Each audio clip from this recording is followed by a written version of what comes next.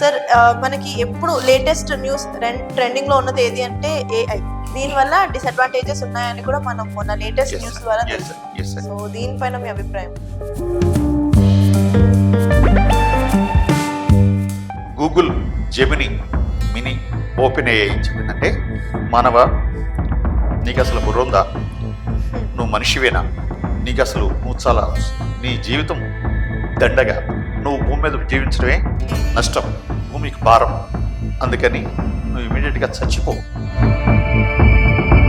నువ్వు చచ్చిపోవడం వల్ల ఎవరికి ఏమీ నష్టం లేదు అని చెప్పేసి ఆన్సర్ చేస్తాను. అంటే ఇంత అగ్రెసివ్ ఇన్పుట్స్ అనేది ఎందుకు అసలు ఏఐలోకి పెడుతున్నారు?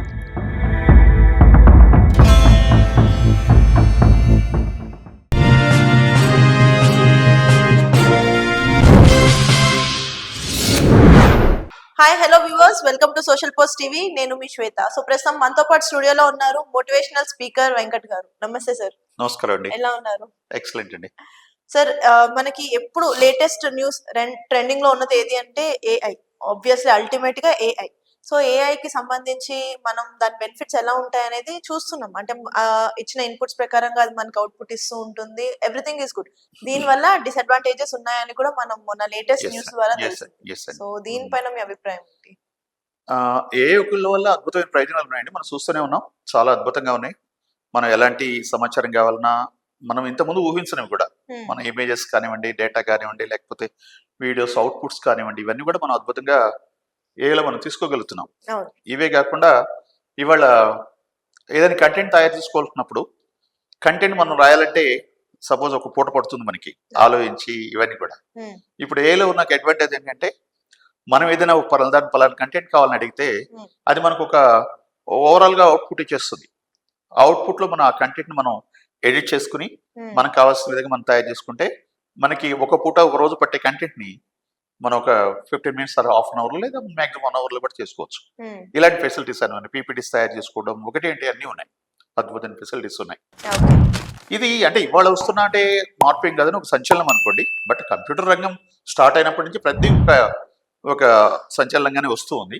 ఇది మరింత సంచలనం. ఆర్టిఫిషియల్ ఇంటెలిజెన్స్ అనేది ఒక అద్భుతమైన సంచలనం. సరే, దీన్ని టెక్నికల్ గా వెళ్తే ఆర్టిఫిషియల్ ఇంటెలిజెన్స్ లో చాలా చాలా మాడ్యూల్స్ ఉన్నాయి, చాలా చాలా డిఫరెంట్ కోర్సెస్ ఉన్నాయి, లేకపోతే వాటి నుంచి ఇంకా ఇంకా అద్భుతమైన ప్రయోజనాలు ఉన్నాయి. కాకపోతే ఏఐ వల్ల వచ్చే డిసడ్వాంటేజెస్ కూడా మనకి చాలా కనిపిస్తున్నాయి. అవి చాలా విషయాలు కనిపిస్తున్నప్పటికీ అవి బయట రావట్లేదు. బట్ రీసెంట్ గా అమెరికాలో జరిగిన ఒక సంఘటన, మిచిగాన్ దగ్గర ఒక స్టేట్ లో, నార్త్ వెస్ట్ స్టేట్ లో మిచిగాన్ లో ఒక ఇన్సిడెంట్ జరిగింది. ఆ ఇన్సిడెంట్ చాలా వైరల్ అయింది. మన ఇట్లా వైరల్ అయ్యేటప్పటికి ఇప్పుడు అందరూ కూడా దాని మీద దృష్టి పెట్టారు. ఏంటి, ఏఐని మనం ఎంతవరకు నమ్మాలి, ఎంతవరకు వాడాలి, దాంతో ఎంతవరకు మనం ఫ్రెండ్షిప్ చేయాలి అనేది ఇప్పుడు మొదలైంది ఆలోచన. అదేంటంటే, యాక్చువల్ గా మిచిగాన్ అక్కడ కాలేజ్ ఆర్ యూనివర్సిటీ, దానిలో ఒక స్టూడెంట్ విజయ్ రెడ్డి, ఆయన కూడా మన తెలుగు సమాజానికి సంబంధించిన వ్యక్తి. అతను ఏం చేశాడంటే, మనము ప్రతి ఏది డౌట్ వచ్చినా కూడా ఏం అడుగుతాం కదా, మనకు తెలియని విషయాన్ని, తెలుసుకోవాల్సిన విషయాన్ని అడుగుతాం కదా.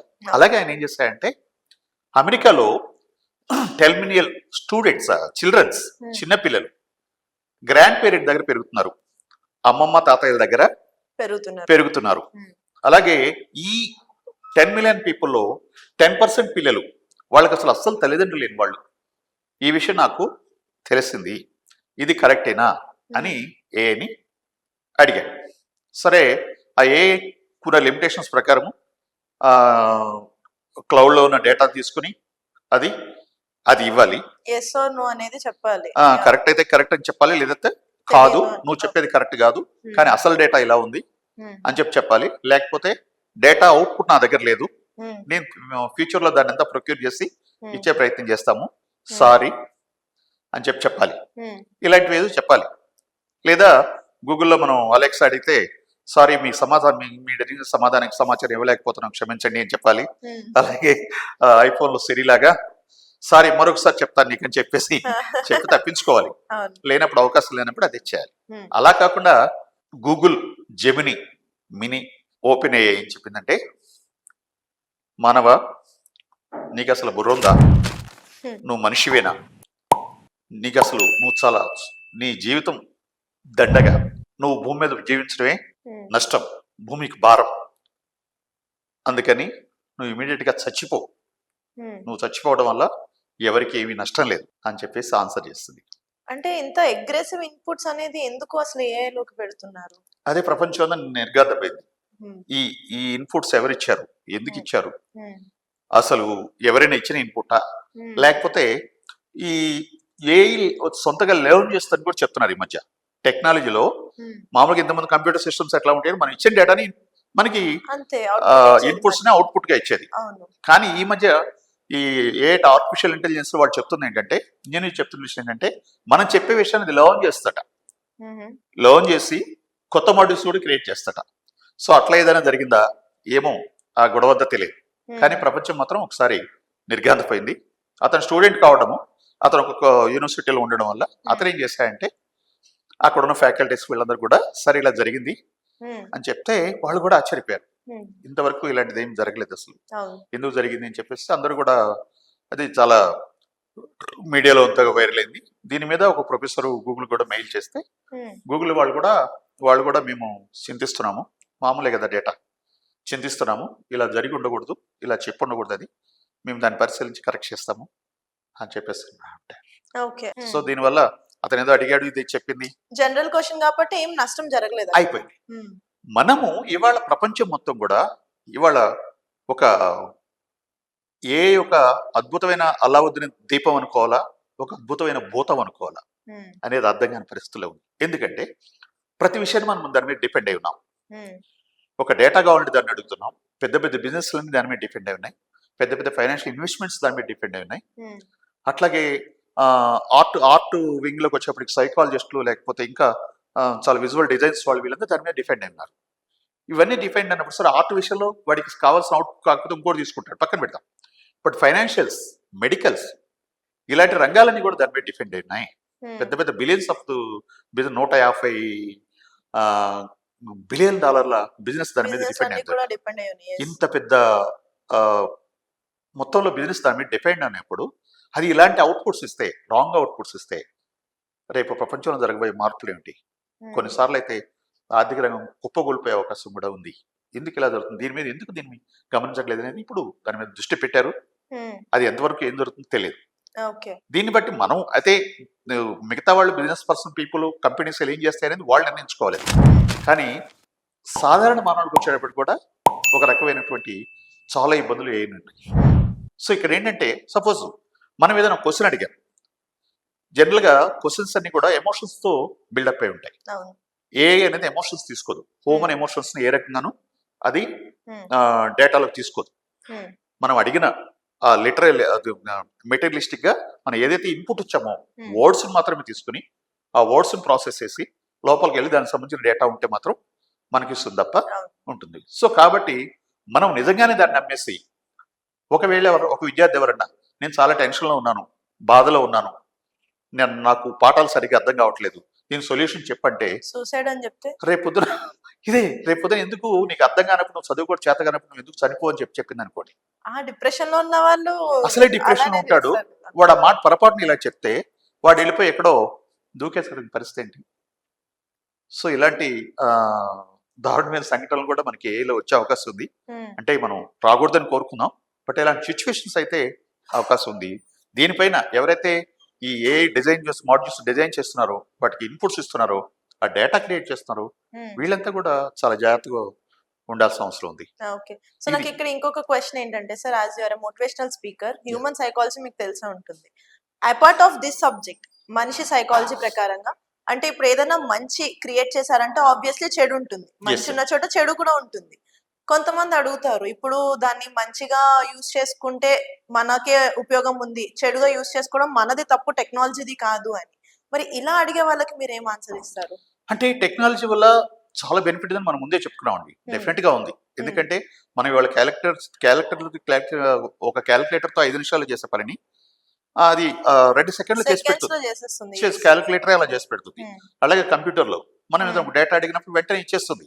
మనం వెతుక్కోవాల్సిన అవసరం లేదు, పుస్తకాలు చదవాల్సిన అవసరం లేదు. ముందు గంటల తరబడి రోజుల తరబడి పుస్తకాలు వెతికి లైబ్రరీస్కి వెళ్ళి తీసుకోవాల్సిన అవసరం వచ్చేది. ఇవాళ మనకి అది లేదు. వాస్తవం డెఫినెట్ గా దాని ఉపయోగమే, మనం పాజిటివ్ గానే తీసుకుందాం. కానీ అది ఇచ్చే డేటా కరెక్ట్ గా లేనప్పుడు అది ఎవరు చెక్ చేస్తారు దాని డేటా? ఇది కరెక్ట్ గా ఉంది, ఇది కరెక్ట్ గా లేదని ఎవరు చెక్ చేస్తారు? సపోజ్ రేపు పొద్దున మెడికల్లోకి వెళ్దామండి, ఏదైనా ఒక కొంచెం కంప్యూటర్ మీద డిపెండ్ అయిన స్టూడెంట్ నాకు తలనొప్పిగా ఉంది, విపరీతమైన తలనొప్పిగా ఉంది, నాకు టాబ్లెట్ చెప్పారంటే అది ఏదైనా నిద్ర మాత్రలు ఏమని చెప్పింది అనుకోండి, రాంగ్ ఇన్ఫర్మేషన్. ఒక నిద్ర మాత్రలు ఒక 20 టాబ్లెట్స్ వెంటనే వేసుకొని చెప్పింది అనుకోండి, 20 టాబ్లెట్లు వాడు వేసుకుంటే ఏమైపోతాడు వాడు? అంటే ఇప్పుడు అలాంటివి జరగలేదు కదా, జరిగినప్పుడు చూసుకుందాంలే, దాని గురించి ఎందుకు ఇప్పుడు ఈ డిస్కషన్స్ అని చెప్తారు చాలా మంది. జరిగాక ఏం చేద్దాం? అతి తెలివితేటలు యూజ్ చేసి ఇలాంటి వర్డ్స్ యూజ్ చేస్తారు. సో అంటే ఈ సిచ్యువేషన్స్ లో మిమ్మల్ని ఇలా అడిగిన కొన్ని పాస్ట్ ఎక్స్పీరియన్సెస్ ఏమైనా ఉండొచ్చు కదా, అంటే నాట్ అబౌట్ ఏఐ ఉంది, ఇంకేమైనా అంటే జరిగినప్పుడు సంగతి కదా అప్పుడు చూద్దాం. ఈ ఆర్గ్యుమెంట్ 2 రకాలుగా ఉంటుందండి సొసైటీలో. ఏంటంటే కొంతమంది పాజిటివ్ పీపుల్, మనం కూడా పాజిటివ్ గానే ఉన్నాం. కొంతమంది ఏమంటే ఇవన్నీ ఎక్కడో ర్యాండమ్ గా జరుగుతాయి, రేర్ గా ఎక్కడో చోట జరుగుతాయి, సో ఒకసారి జరుగుతుందని చెప్పేసి మొత్తం దాన్ని అవాయిడ్ చేస్తావా అని చెప్పేసి ఆర్గ్యుమెంట్ లో ఉంటారు.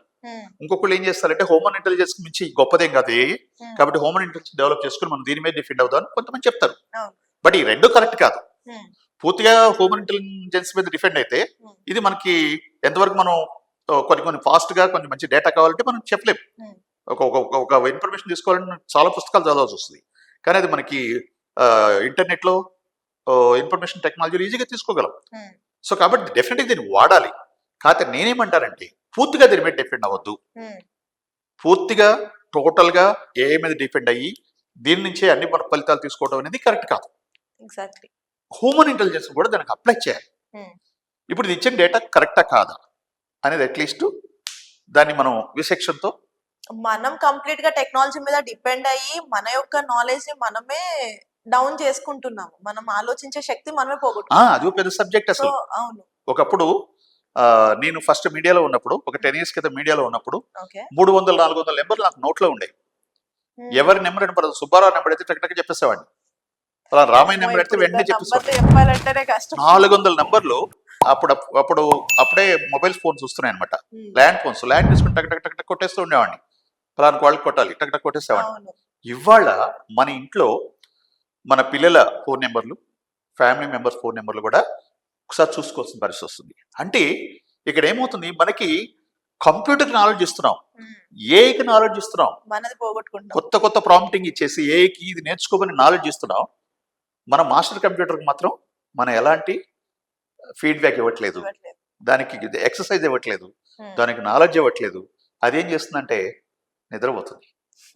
రేపు పొద్దున మనకు అన్నం తినాలా కర్లేదా అని కూడా బ్రెయిన్ చెప్పకుండా ఏఐ చెప్పే పరిస్థితి మనం తీసుకురావద్దు. ఎందుకంటే మన సెన్సెస్ ఉన్నాయి కదా, బాడీ సెన్సెస్, ఇవన్నీ కూడా మనకి ఎప్పుడేం కావాలో చెప్తుంది. మీరు నీళ్లు తాగాలని చెప్తుంది, ఒకసారి మీరు ఈ డైరెక్షన్ లో వెళ్ళాలని చెప్తుంది. మనకి చాలా యాప్స్ కూడా ఉన్నాయి, ఈ టైం కి వాటర్ తాగాలి, ఈ టైం కి ఫుడ్ తినాలి, రిమైండర్స్ పెట్టుకుంటున్నారు. మన స్మార్ట్ ఫోన్ తీసుకుంటే ఆ స్మార్ట్ ఫోన్ లో ఎన్ని గంటలు కాఫీ తాగాలో చెప్తుంది, అది ఎన్ని గంటలు నీళ్లు తాగాలో చెప్తుంది. అంటే మనకు అనిపించినప్పుడు తినడం తాగడం కాదు, అది చెప్తే మనం చేసేలాగా అది చెప్తుంది. దానికి ఎవడో డేటా ఇచ్చాడు, దానిలో ఈ టైం నీళ్ళు తాగాలి, ఈ టైం ఫుడ్ తినాలని చెప్తుంది. మంచిదే, అది చెప్తే కాదంటలేదు, కానీ అది చెప్తుంది కదా అని మనం మన సెన్సెస్ మనం నమ్ము చేసాం అనుకోండి, రేపు మన లైఫ్ మొత్తం కూడా ప్యారలైజ్ అయిపోతుంది. ఒక పక్షవాతం వచ్చిన వాళ్ళగా మానవ మస్తిష్కం తయారైపోతుంది, మెదడు. ఈ పరిస్థితి మెదడు తీసుకురాకూడదు. సో టెక్నాలజీని ఎంతవరకు వాడాలో అంతవరకు వాడితేనే మనం సేఫ్. లేదు అంటే టెక్నాలజీ మనల్ని వాడుకునే రోజులు వచ్చేస్తాయి. ఎందుకంటే ఒక విషయాన్ని మనం ఎప్పుడు దృష్టిలో పెట్టుకోవాలి, టెక్నాలజీని మనం తయారు చేసాం, అది మనం తయారు చేయలేదు. సో టెక్నాలజీని మనం తయారు చేసినప్పుడు దానికంటే మన బ్రెయిన్ 100 రెట్లు పవర్ఫుల్ గా ఉంటుందనే విషయాన్ని మనం గమనించి దీన్ని ఉపయోగించడానికి ప్రయత్నిద్దాం. Thank you so much. Thank you. So చూసారు కదండి, ఈ వీడియో కనుక మీకు నచ్చినట్లయితే వీడియో లైక్, కామెంట్, షేర్ చేసేయండి. ఇలాంటి మరిన్ని ఇంట్రెస్టింగ్ వీడియోస్ కోసం మా ఛానల్ ని సబ్స్క్రైబ్ చేసేయండి.